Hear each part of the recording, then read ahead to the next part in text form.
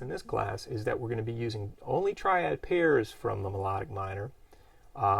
Basically, two different kinds, two major triads and then two minor triads from the melodic minor. Instead of having to think about theory when you play, we want to just get to this information as quickly as possible. So we're going to be going over visualization techniques. Of course, we're also going to get the theory down pat. So you understand where it's coming from. It's important to be able to think about this from several different points of view, and the theoretical point of view is definitely a valid one. It's good, but sometimes in the course of playing, you just have to go after it and grab it without really thinking. It's got to become automatic if you want to use it. This class, as you can see, has many written examples in both tab and standard notation, and this time the fingerings are written out. I try to do that in most of my classes. This one is very important to get the fingerings down in order to make these exercises flow. Basically an F shape, if you do this, let's say we're thinking of an A7. Okay, so we're going to play the A on the 6th string with the first finger, just like in the first diagram, and form the F chord. Now this is going to be our first triad pair, which is flat 6. I call it flat 6 because it's flat 6 away from the A root. Okay, and then this next one that you see here is going to be flat 5 away, or sharp 4, from this A root. Now there's another important way to be able to think about this, and in some cases I think this is a little bit easier of a way to think. Now everybody's going to be a little bit different, so we're going to go over several different ways of thinking about these. Okay, so instead of thinking flat 6 and flat 5, we could have also done it like this. Okay, doesn't really matter. Either one can come first. You could play the E flat one first. Any inversion really.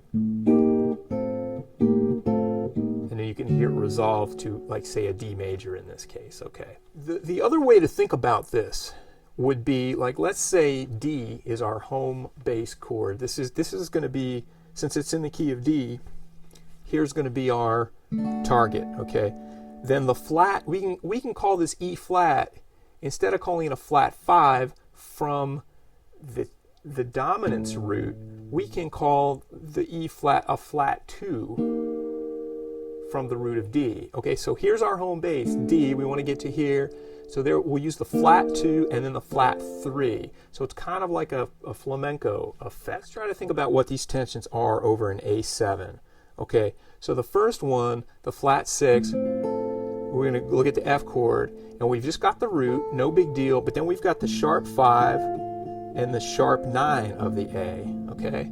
So sharp 5, sharp 9. Then we go to the E flat, and we get the flat 9 and the sharp 11, or the flat 5, and then the flat 7. Okay, so flat 9, sharp 11, or flat 5, same thing, and flat 7. So you put them together, you get 6 out of the 7 notes in the B flat melodic minor scale. Example number 3, it starts with an inner voice and a sus,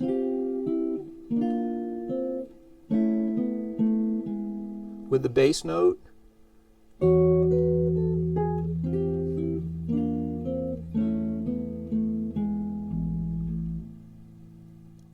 so the melody this time is in the upper voice. You put the E in the bass, upper. So you're sort of playing yourself into the chord. Here's the C major voicing on the 3rd beat, and you're doing this, and then you get to the A add 9 chord. So we got,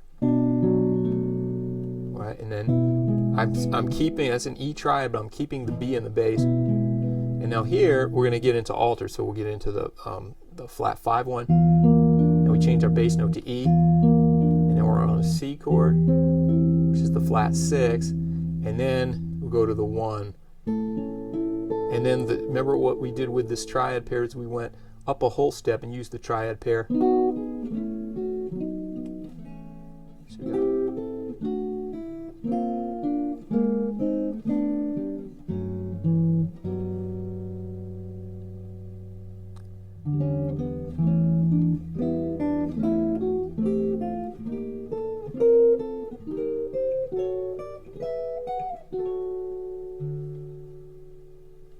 There.